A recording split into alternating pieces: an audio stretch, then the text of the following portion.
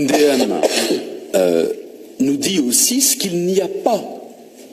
Non mais attendez, je ne suis pas parlementaire, là on m'interpelle sur des politiques du gouvernement. Ça a également du sens, et ça a du sens au regard des propositions que nous avions faites au budget sur la question du numérique. Ah, on recommence.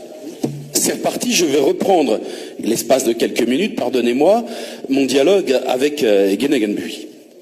S'il veut bien être là. Mais a priori, il n'y a pas de débat entre collègues ici dans cet hémicycle. Ce que je veux dire par là, c'est que nous n'avons rien dans cette DM sur l'évolution du déploiement de la fibre et du très haut débit, alors que des événements majeurs se sont déroulés tout au long de l'été et se sont conclus certainement pas, mais poursuivis à l'Assemblée nationale cette semaine dans les déclarations de M. de Normandie. Aujourd'hui, le calendrier que nous propose l'État, c'est 2020 8 mégas, 2022 le très haut débit 30 mégas et 2025 la fibre pour tous. Nous demeurons, et c'est une question liée. Vous y croyez ? Non mais attendez, moi je veux bien ne pas croire à ce que disent les gens. Si vous me dites que le gouvernement ment, je veux bien l'entendre.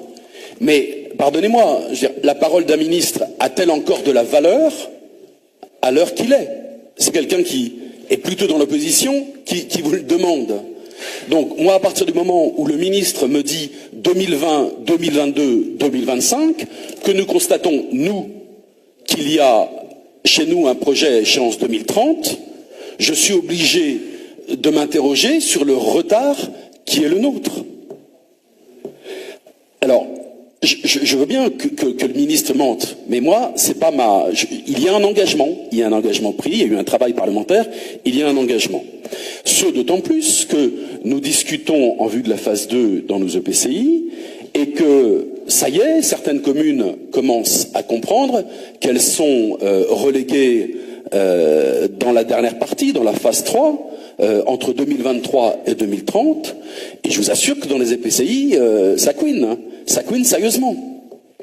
Donc, premier point, pourquoi est-ce que... Moi, je m'attendais à ce qu'on ait, à l'ordre du jour de cette session, au moins un échange là-dessus. Nous n'avons pas, et nous n'avons pas d'expression budgétaire de ce qu'il faut faire. Deuxième point, importance budgétaire également, nous commençons à nous comparer les uns avec les autres, région à région, projet à projet en termes financiers, et nous sommes contraints de constater que l'évaluation à 2000 € la prise, qui était une évaluation du scorant, qui était une évaluation de mémoire de 2012, eh bien, est nettement plus chère que la réalité des coûts dans d'autres régions. Nous étions en Hauts-de-France, mais les choses peuvent se comparer avec d'autres régions, nettement plus chère, et qu'en conséquence, la part qui pèse sur le contribuable, et singulièrement sur le contribuable des intercommunalités, est également nettement plus chère.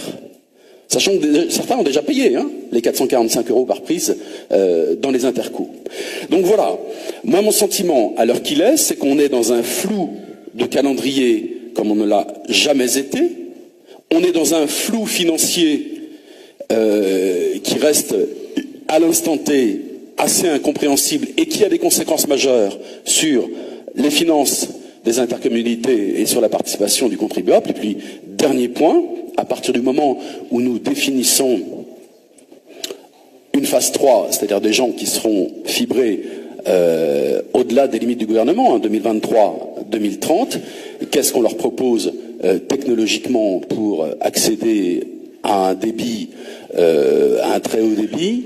Est-ce que vous retenez les propositions de certains en 4G? Moi, j'y suis assez opposé parce que je pense que c'est un même piège que le WiMAX. Ou est-ce que nous serons en mesure de déployer de la montée en débit? Voilà. Je crois que ne pas être hors sujet dans cette DM parce que je m'attendais à ce que nous ayons des rectifications. C'est le sujet concret des Bretons, non seulement des élus qui sont responsables devant leurs concitoyens, mais également de tout un chacun, entreprises et familles. Je vous remercie.